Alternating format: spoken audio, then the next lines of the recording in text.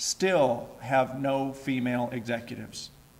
And although the Equal Pay Act was passed in 1963, when women were paid only 59 cents to the dollar that men were paid, we have only managed to increase it to 76 cents to the dollar today.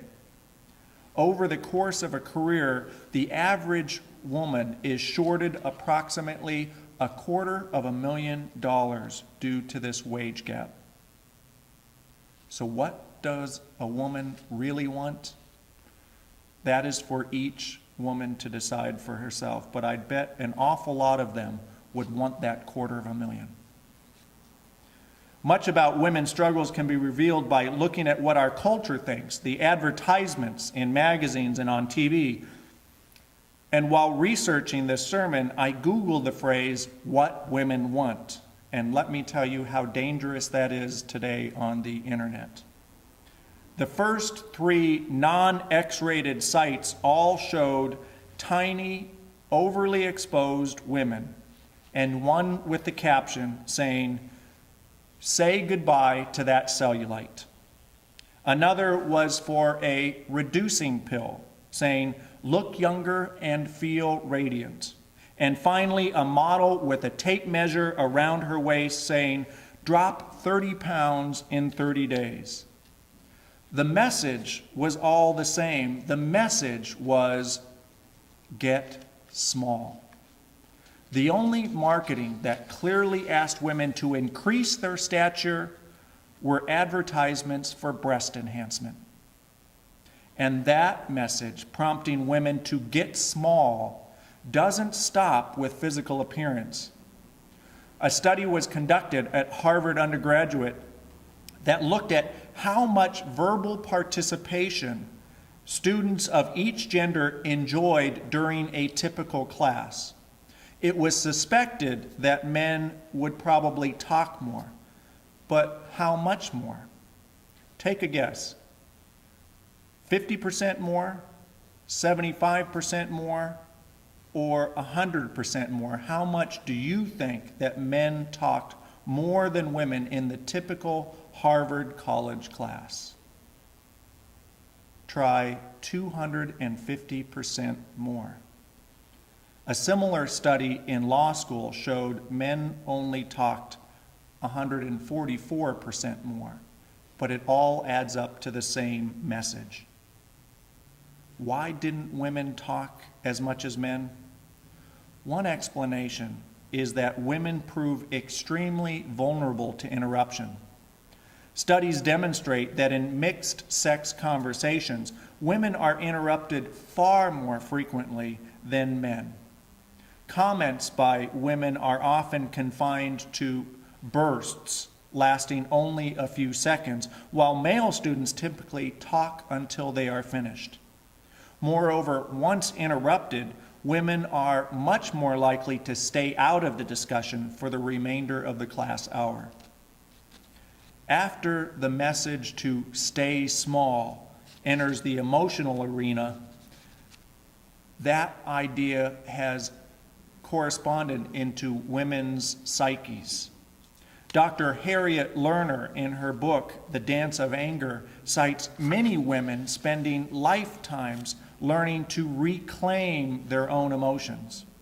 Most men's inability to deal with women's anger or assertiveness leads to experiences where women are asked to stuff down their feelings for fear of disapproval and getting written off as shrews or feminazis or witches, or the alternative term that rhymes with witches. So what do women really want? That's for each woman to decide. But it's reasonable for women to exercise a full range of emotions without being censored or shut down by the men who feel threatened by them expressing themselves. This goes for historical and cultural expressions of women as well as personal ones. A few more female role models in our culture and our history books might help women and men realize how absurd it is for this to be the first time a woman ran for president of the United States. And a few more feminine metaphors and archetypes might even lead to us all imagining a God not afraid to show her 23rd chromosome. As UUs, we have done much to be proud of in the struggle of women's rights. But last generation's laurels will never help next generation's women reach their potential. And institutions such as ours will never discover all our power as long as we accept the constraints of gender roles and expectations espoused by our cultural collective conscience. I believe these constraints are hurting men at least as much as women.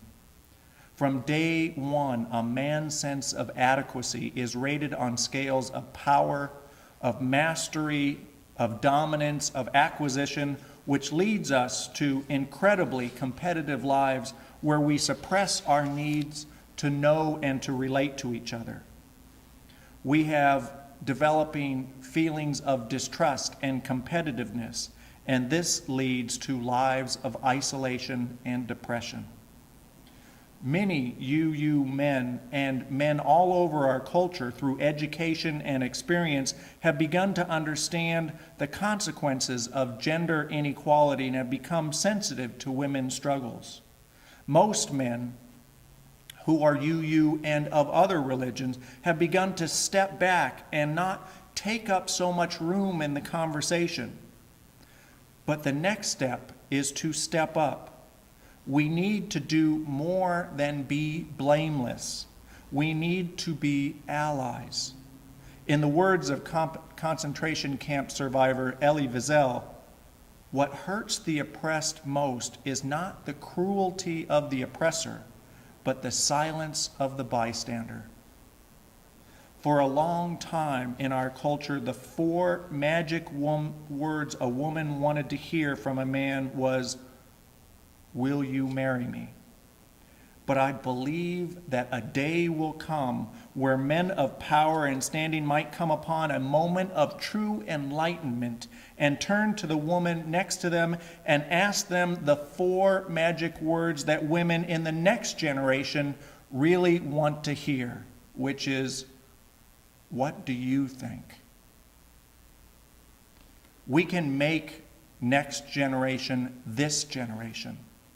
But to do that, we need to move beyond the cynicism and frustration years of systemic oppression have built up.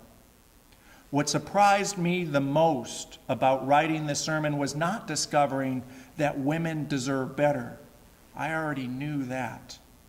But it was discovering that after asking so many people in this congregation what I should say about what women really want, they were only willing to say, "I dare you."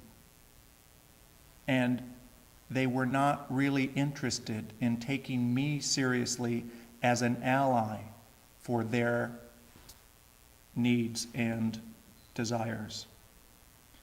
We on both sides of the gender aisle need to step off that path of cynicism and be on the high road of furthering our common humanity. What do women really want? In Women Who Run with Wolves, author Clarissa Estes says something like this: "A woman wants a partner and a place where she can find her true names, to apprehend and comprehend the numinous substance from which she is made, to stay with it, to believe in it, and to live in a world where her true names will sing out within her and beyond her, to the glory of life."